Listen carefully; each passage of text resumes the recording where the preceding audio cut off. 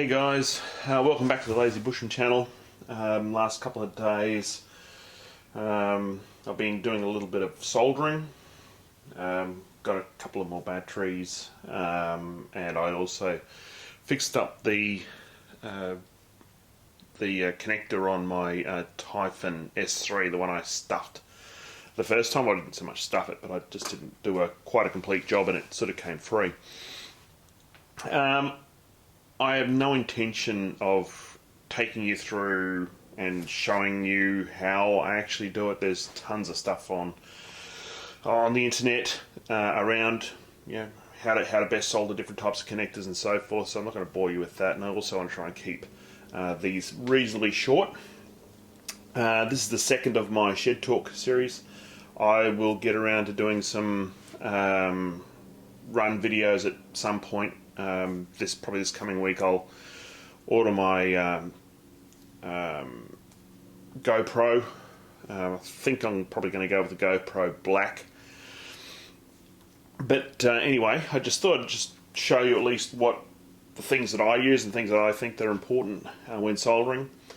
Number one is get a good quality soldering iron. This is the one that I happen to use, and I know a couple of other guys on the forums use this one as well.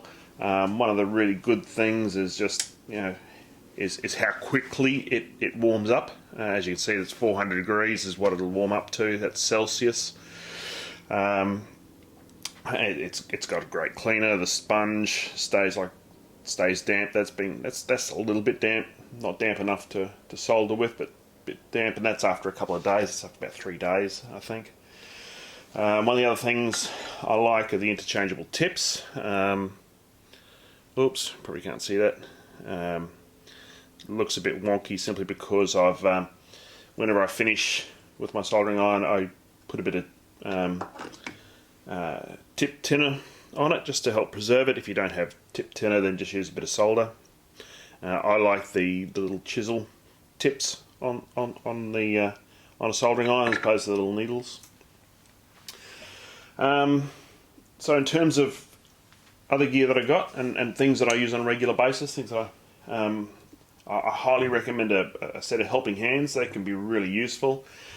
For me, if they're not available or I can't work out what I've done with the rotten things, I'll go and grab one of my kids and get them to hold it. Bit of flux.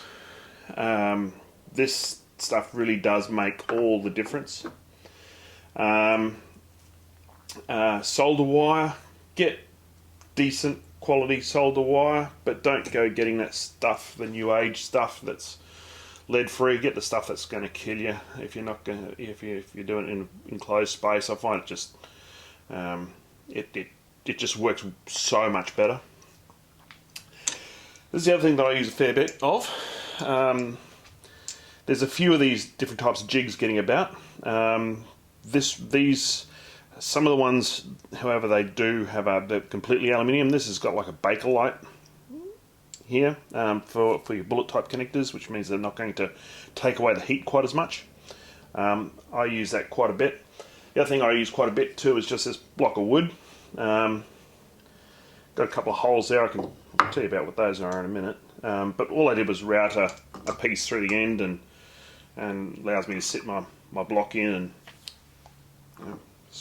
put my either XT60 or XT90s in, and it helps hold it there, and it seems to work for me. The holes, I'll touch on those. I don't use them for soldering, but I'll touch on it just simply because I've got the block of wood out. When I'm doing diffs, I find that's a while. That's it. When I'm doing diffs, it just holds the diff in there nicely for me, so I can, fiddle around, muck around, make a mess. Not as big a mess as if I didn't have it and they end up falling around all over the place. I do like the idea of trying to reuse things and get or do something and get multiple purposes and uses out of it. The reason for the second hole is I can finish one diff and put it to the side, or if I'm not ready to put it away in a bag, so I've got other stuff out and about. Anyway, guys, that's about it. I plan to just find some of the videos that I've seen on YouTube, and I'll put links in the description to those that I think at least do a pretty good job in explaining how to solder. Everyone has their own ways of doing things, but at the end of the day, look, get good tools, use good components, and it just makes your life so much easier. There's a lot of people out there who have got reasonably good technique when it comes to soldering, but you know they've got a rubbish iron, or they're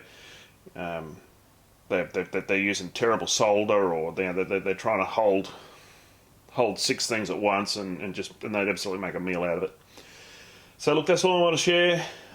That's it for another episode. I've got no idea how many shed talks I'm going to do, and sort of just making it up as I go. But yeah, look, thanks guys. Once again, I'll see you all next time. Take care and God bless.